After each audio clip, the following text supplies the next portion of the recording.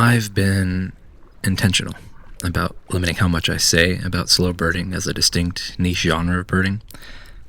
There's a long history of men co-opting work done by women for their own personal gain, and I want to do my best not to be a part of it. The real birders, educators, conservationists you should learn slow birding from are Bridget Butler, aka the Bird Diva, and Dr. Joni Straussman. I'm simply a disciple of their work, and I'm not even a Peter, Paul, or Thomas. I'm a real Thaddeus in this situation. If you don't know who that is, that's kind of the point. That being said, the gist of slow birding is exactly what the name implies. You're birding slowly. You're not chasing rarities, you're not seeking out target species, you're appreciating the birds you see around you and observing them deeply.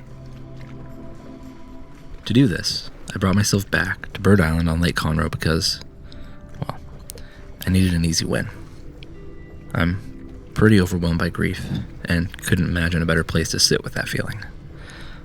Though there are many ways to slow bird, I've chosen to sit here, take an inventory of my feelings, and film these amazing birds during golden hour.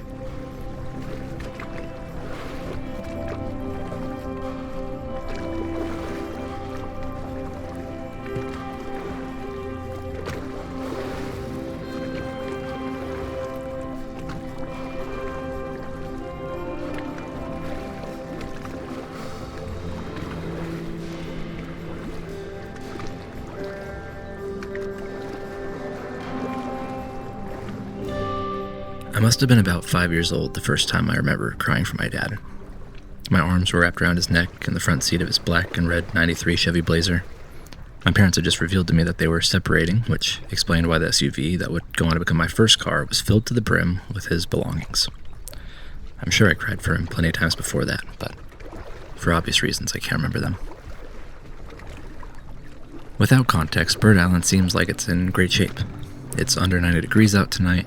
The wind is blowing, the sun is setting on my right, and it's just beautiful. And look at the abundance of wading birds on this late July evening. Western cattle egrets seem to be the most abundant with their white bodies and the identifying tan crests and chests. These birds can be found in Texas year-round, but if I'm reading their range map correctly, this part of the Lone Star State is breeding territory for them, which could explain why I don't tend to see them at my retention pond year-round. The blackbirds are cormorants.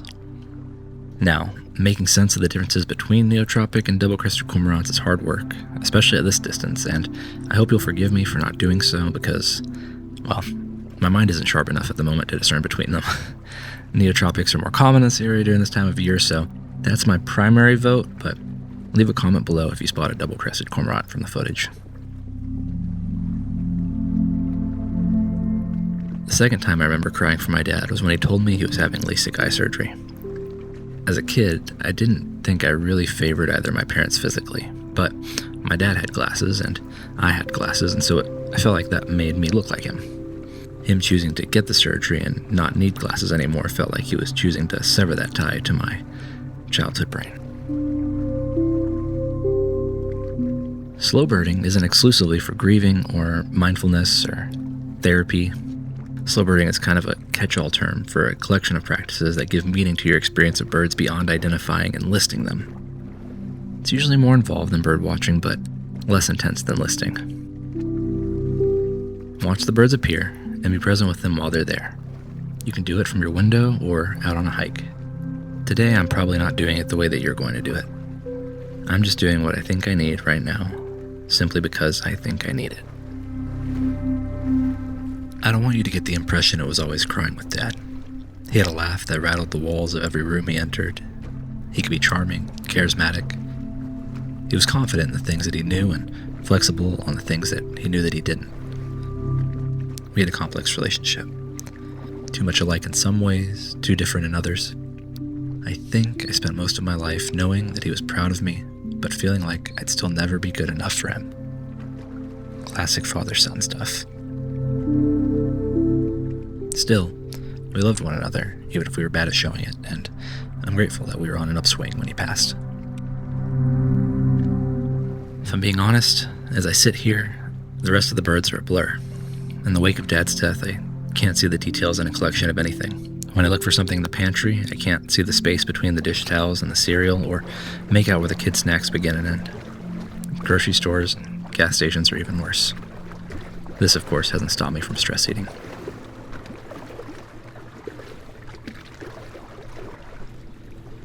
At a distance, you may think this is just a collection of white birds and black birds, but if you sit still and observe them even more closely than I am right now, you'll begin to identify their differences and see how these different species interact with one another.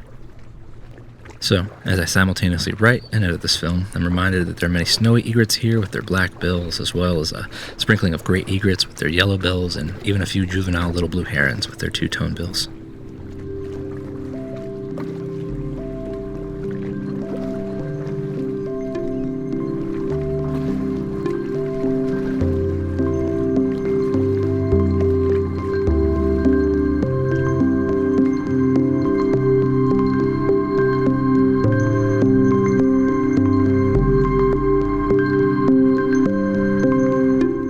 Dad loved anything with a motor and wheels. He was a mechanic by trade, owned his own automotive repair shop, and even in retirement worked on his friends' cars in order to fund his own projects. Walking through his garage, it was so clear to me that he thought he'd wake up the next day and keep working. Tools out, parts prepped. But he didn't wake up, so those projects were all left incomplete. That he passed at 63 and didn't get to realize his retirement goals is harrowing to me. So I guess in some strange way that I can't fully articulate yet, I'm motivated by his unfinished work. Not to finish it myself, but to finish my own work. To go out and make films about birds even in the midst of grief that often feels insurmountable. It's not a 76 Corvette Stingray, but I'm not Dad. And even so, I think it's what he'd encourage me to do. As the sun went down, golden hour turned blue, I realized that maybe I wasn't even slow birding at all, really. I certainly wasn't observing their behavior and deepening my understanding of them or connecting more with their environment. For today, I'm okay with that.